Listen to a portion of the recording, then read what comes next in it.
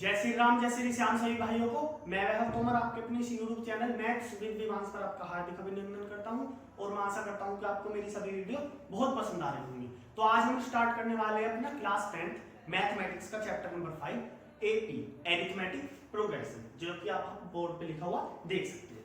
देखिए, तो आज हम स्टार्ट करने वाले हैं अपना अरिथमेटिक प्रोग्रेशन। स्टार्ट करेंगे अपने वही अंदाज के साथ, इसके नेम से। देखिए, इसका नेम है अरिथमेटिक प्रोग्रेशन। सबसे पहले शुरू करते हैं इसका नेम।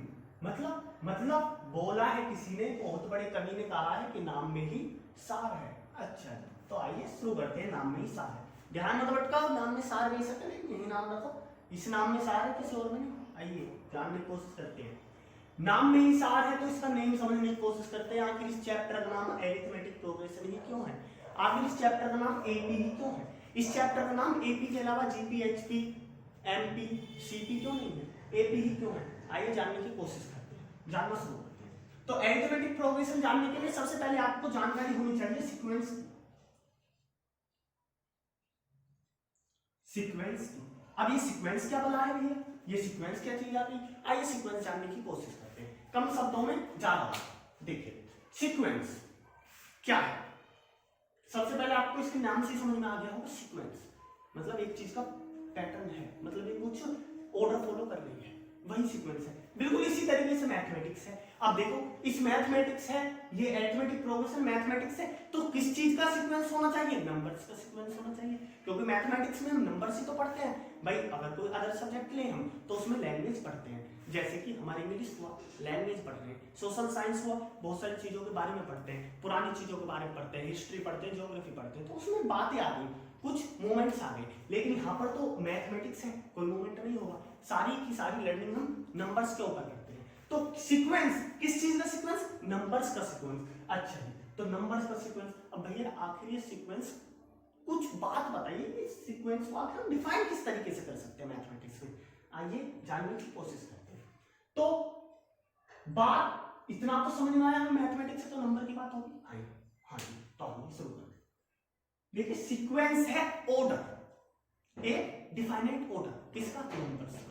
मतलब अगर हम कुछ नंबर्स को अरेंज करें, किस तरीके से अरेंज करें कि उनका एक डिफाइनेट ऑर्डर हो, एक डिफाइनेट ऑर्डर। तो नंबर्स को अरेंज कर रहे हैं हम एक डिफाइनेट ऑर्डर, ठीक है जी।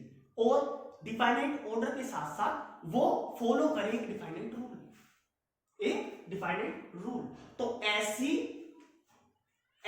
अरेंजमेंट को, ऐसी नंबर्स के अरेंजमेंट को हम सीक्वेंस बोलते हैं। दोबारा जानने की कोशिश करते हैं, चलो स्टार्ट करते हैं। ऐसी अरेंजमेंट नंबर्स की जो कि डिफाइनाइट ऑर्डर रखती हो, साथ के साथ फॉलो करती हो डिफाइनाइट रूल, उसको क्या बोलते हैं? हम सीक्वेंस बोलते हैं। उस अरेंजमेंट को क्या बोलते हैं? सीक्वेंस बोलते हैं। आइए इसकी डेफिनेशन लिखना स्टार्ट करते हैं। देखिए क्या है? व्हेन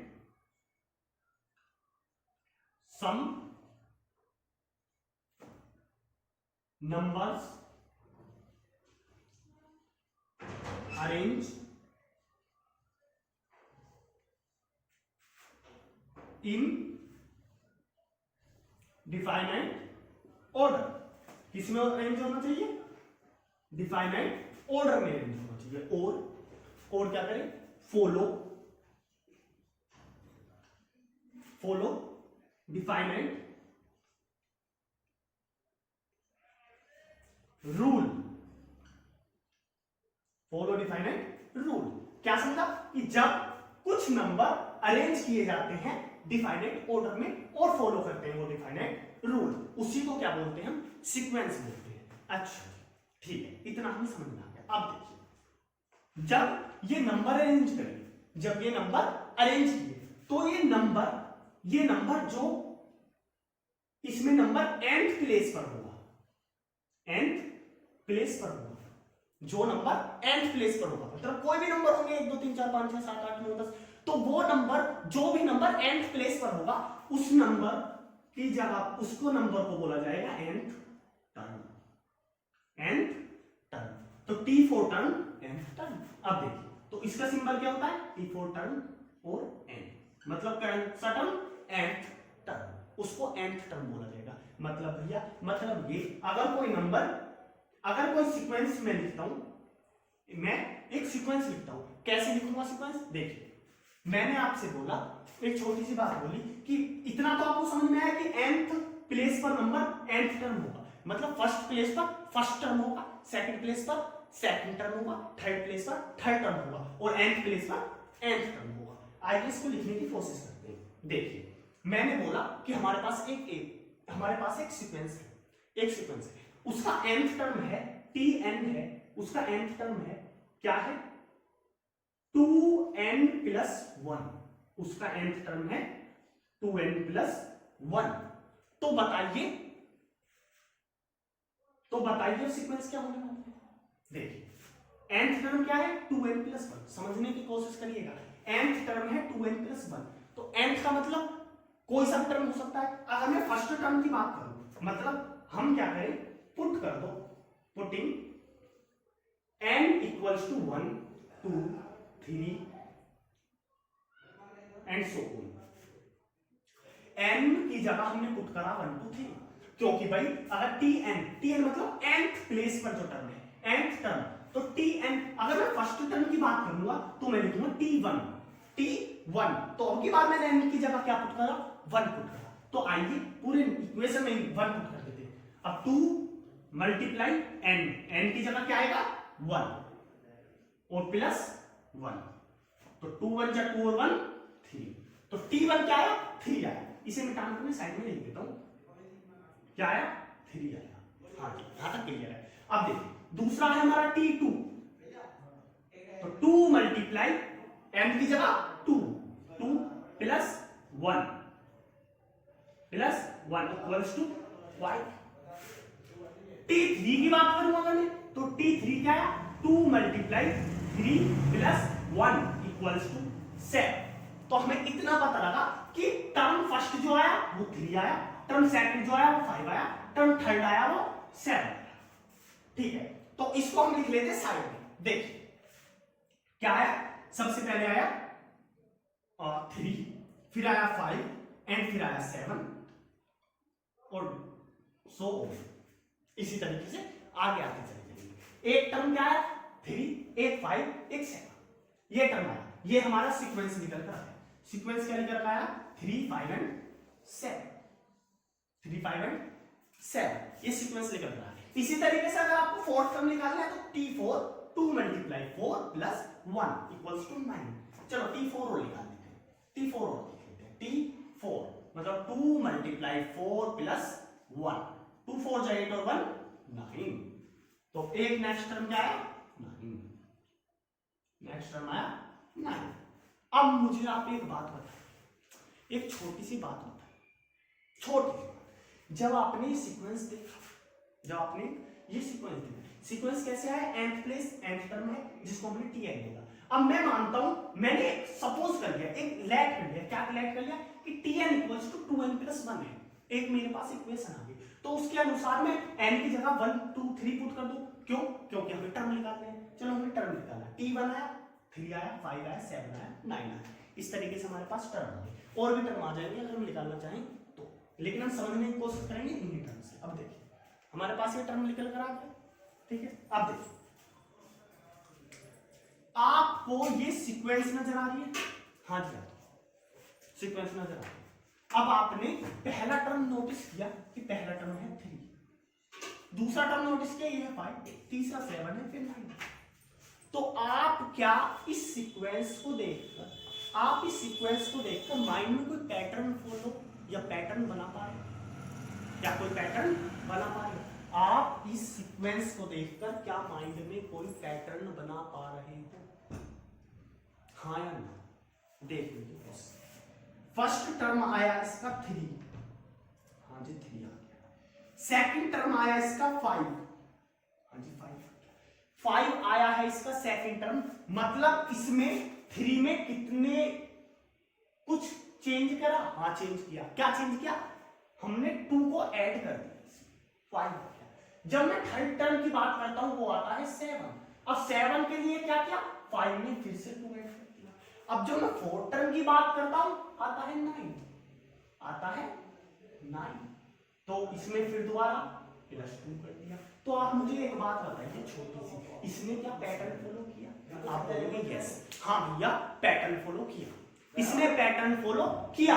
इसने क्या पैटर्न फॉलो किया? इसने यह पैटर्न फॉलो किया कि हर बार 2 का एडिशन हो रहा है, हर बार +2 किया जा रहा है। मतलब फर्स्ट टर्म को छोड़ दें अगर हम, second term, third term and fourth term क्या आ रहे हैं? 2 को ऐड करके आ रहे हैं, 2 को जोड़ कर आ रहे हैं। इतना हमें समझ में आया, तो हमें पता लगा ये ऐसा सीक्वेंस है जो कि एक पैटर्न फॉलो कर रहा है, जो कि एक पैटर्न फॉलो कर रहा है। तो मैं इसको बोल सकता हूं कि ये एक पैटर्न फॉलो कर रहा है, ये पैटर्न फॉलो कर रहा है। ठीक है जी, ये पैटर्न फॉलो कर रहा है। अभी इसके बारे में, ये पैटर्न फॉलो कर रहा है तो ये क्या चीज है क्या नहीं जानने की कोशिश करेंगे। पहले आप इसको उतार लीजिए या फिर इसका स्क्रीनशॉट ले लीजिए, फिर हम इसको मिटाकर आगे सुनेंगे। स्टार्ट करते हैं। देखिए पैटर्न फॉलो कर रहा है, ये सीक्वेंस पैटर्न फॉलो कर रहा है। अब जो भी सीक्वेंस कोई पैटर्न फॉलो करता है, जो भी सीक्वेंस कोई पैटर्न फॉलो करता है, उस सीक्वेंस को हम बोलते हैं प्रोग्रेशन। उसको हम नाम देते हैं प्रोग्रेशन।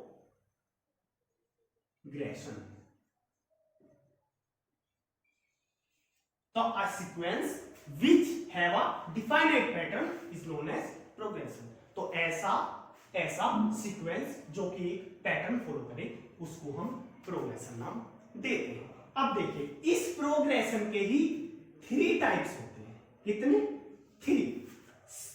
पहला टाइप ए, पहला टाइप है ए, दूसरा टाइप है जीपी, तीसरा टाइप है एच। देखिए हम जो पढ़ते हैं, हम जो क्लास 10th में पढ़ते हैं, या हमारे काम का जो अभी तक है वो है एपी। हम जो समझेंगे वो सब कुछ एपी के बारे में समझेंगे। हाँ यही एपी एरिथमेटिक प्रोग्रेशन, यही एपी एरिथमेटिक प्रोग्रेशन। ठीक है, तो हम किसके बारे में समझेंगे? केवल एपी के बारे में। तो जीपी और एचपी से हमारा भी कोई मतलब नहीं। अब देखिए एपी क्या है? एपी है एरिथमेटिक प्रोग्रेशन। तो ऐसा प्रोग्रेशन जिसका हर एक टर्म अपने पिछले टर्म से अंतर रखता है। कैसा अंतर? एक कांस्टेंट अंतर, मतलब एक कांस्टेंट वैल्यू का डिफरेंस रखता है अपने पिछले वाले टर्म से। हर एक टर्म अपने पिछले टर्म से एक कांस्टेंट वैल्यू का डिफरेंस रखता है। ऐसा प्रोग्रेशन एरिथमेटिक प्रोग्रेशन कहलाता है। बात को समझने की कोशिश करिएगा। ऐसा प्रोग्रेशन जिसका हर एक टर्म अपने पिछले टर्म से एक कांस्टेंट डिफरेंस रखता है अपने पिछले टर्म से। मतलब अगर सेकंड टर्म है तो वो फर्स्ट टर्म से एक डिफरेंस रखेगा, ठीक है। और जो ये सेकंड टर्म है वो थर्ड टर्म से एक डिफरेंस रखेगा। मतलब T1, T2 एंड T3 ये एक डिफरेंस रखेंगे।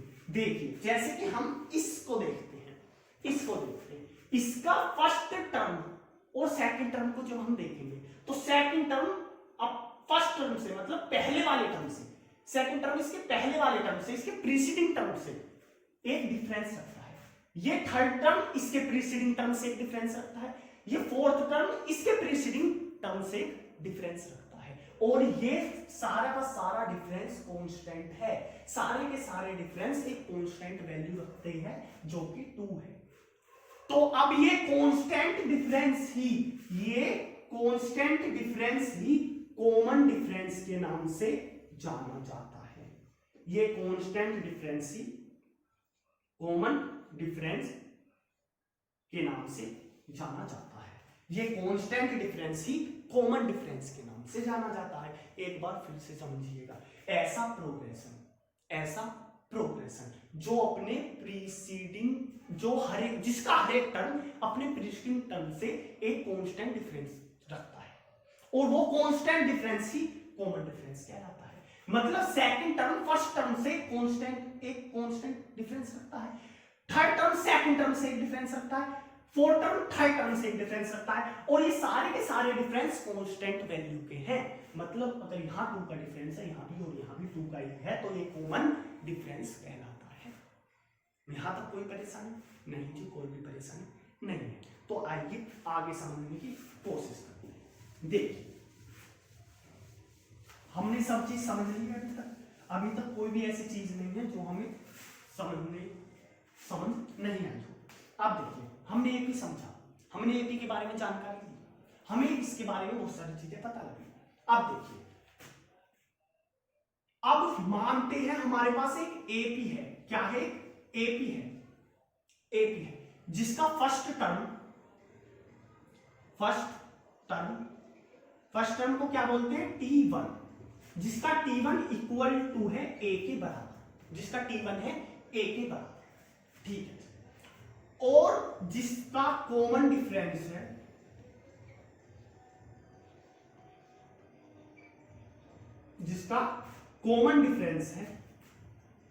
D के बराबर, कॉमन डिफरेंस है D के बराबर, तो उसका nth टर्म मतलब Tn क्या होगा वो होता है Tn equals to A plus n minus 1D, A plus n minus 1D, A plus n minus 1D।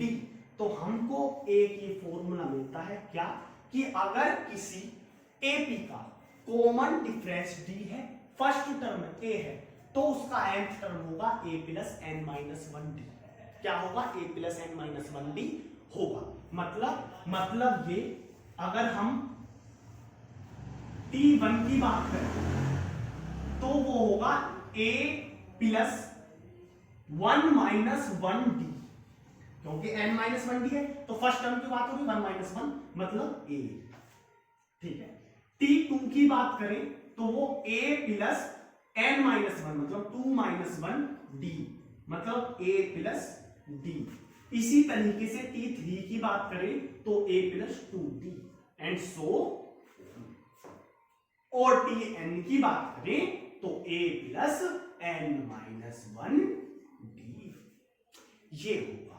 तो nth टर्म क्या होगा? A plus n minus 1D होगा। इसके ऊपर एक क्वेश्चन सोल्व कर लेते हैं, फिर आगे बढ़ने की कोशिश करें। देखिए सबसे पहले देखिए हमने एपी के बारे में जानकारी ली। क्या जानकारी ली? कि ये एक कांस्टेंट डिफरेंस रखता है, ठीक है, हर टर्म में कांस्टेंट डिफरेंस रखता है, इतना हमें समझना है, मतलब कॉमन डिफरेंस बोलते हैं जिसको। अब भैया क्या ये ऐसे ही रखेगा कि पहला टर्म 2 है, दूसरा टर्म 5 है, तीसरा टर्म 8 है एंड सो ऑन। तो इससे पता लगा कि 8 माइनस 5 कॉमन डिफरेंस निकालना है, तो लास्ट वाले टर्म में से पहला टर्म निकालना है। मतलब देखिए A2 में से माइनस करना है A1 जब निकल कर आएगा D, फिर A3 में से माइनस करना है A2 फिर निकल कर आएगा D। अगर निकल कर आ रहा है तो ही AB है। आइए चेक करते हैं। A2 क्या है?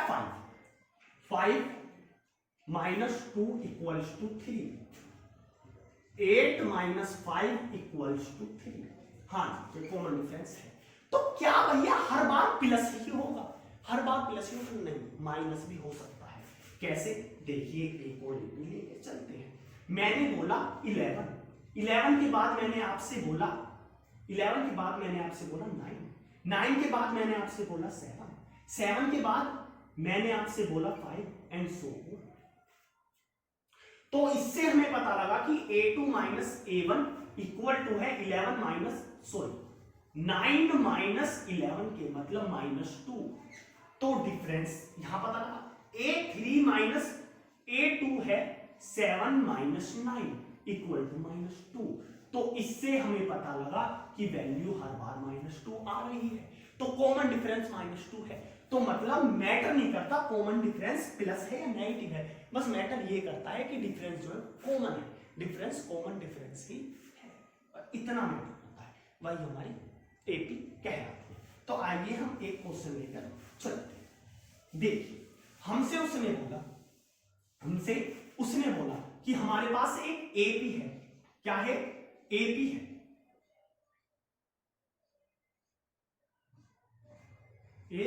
एपी है। एपी क्या है, 2, 5, 8 एंड सो। तो उसने बोला 10th टर्म फाइंड करिए। कौन सा टर्म, 10th टर्म। अब आप मुझे एक बात बताइए, सबसे पहले अगर हम कोई सा भी टर्म निकाल रहे हैं उसके लिए हमारे पास फॉर्मूला था Tn equals to a plus n minus 1d, nth term के लिए। तो 10th टर्म के लिए क्या होगा, T10 equals to a plus 10 minus 1 मतलब 9d।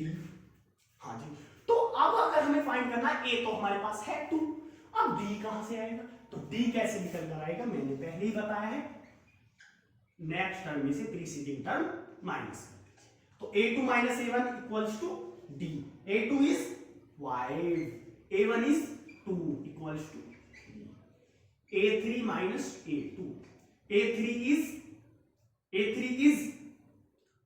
8 and a2 is 5 equals to 3। तो कॉमन डिफरेंस क्या है, 3 है। तो d की वैल्यू 3 और a की वैल्यू 2। a क्या होता है, फर्स्ट टर्म होता है, फर्स्ट टर्म क्या है 2। अब देखो 2 प्लस 9 मल्टीप्लाई डी की वैल्यू है 3, तो 2 प्लस 9 3 जार 27, तो आंसर आया 29। तो 10th टर्म होगा हमारा 29, T10 होगा हमारा 29। अब एक चीज और समझिए, यदि मैं एरिथमेटिक प्रोग्रेशन को ऐड कर देता हूं, सम कर देता हूं, जोड़ देता हूं, तो वो कहलाती है एरिथमेटिक सीरीज। क्या कहलाती है, एरिथमेटिक सीरीज कहलाती है। तो ऐसी एरिथमेटिक प्रोग्रेशन अगर उसको हम सम कर दे तो वो कहलाती है एरिथमेटिक सीरीज। ठीक है, अब देखिए एक क्वेश्चन समझ में आया। अब अगले क्वेश्चन की तरफ चलते हैं, नेक्स्ट टाइप की तरफ। बस लास्ट क्वेश्चन है, उसके बाद आप देखना एनसीईआरटी का हर एक क्वेश्चन आप इजीली सोल्व कर पाओगे। देखिए, तो आइए स्टार्ट। देखिए, अब की बार उसने हमें एपी नहीं दी, अब की बार उसने हमसे बोला कि एक एपी है जिसका कॉमन डिफरेंस है 5। क्या है, कॉमन डिफरेंस क्या है, 5 है। ठीक है, और उसका फर्स्ट टर्म है a1 है या a है उसका 3, a है उसका 3। तो फाइंड करिए एपी, फाइंड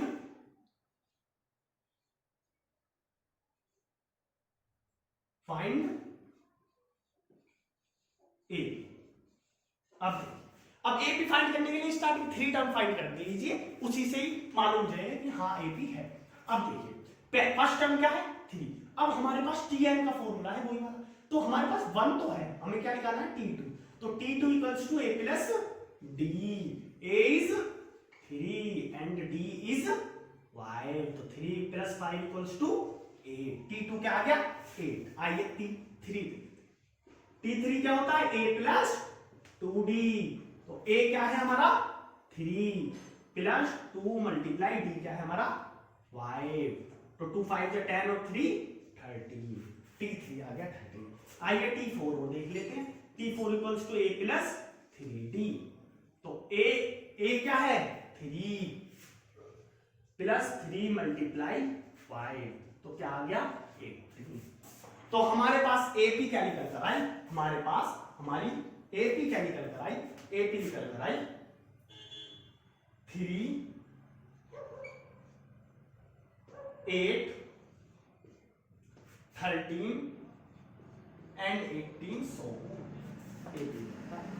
तो आज हमने अपने चैप्टर 5 के कंप्लीट इंट्रोडक्शन को जाना और इसके कंप्लीट बेसिक को जाना, और उसके साथ साथ एनसीईआरटी की फर्स्ट एक्सरसाइज को भी कवर कर लिया। तो अगर आपको वीडियो पसंद आई हो तो वीडियो लाइक करें, शेयर करें, कमेंट करें और चैनल को सब्सक्राइब करना ना भूलें। धन्यवाद।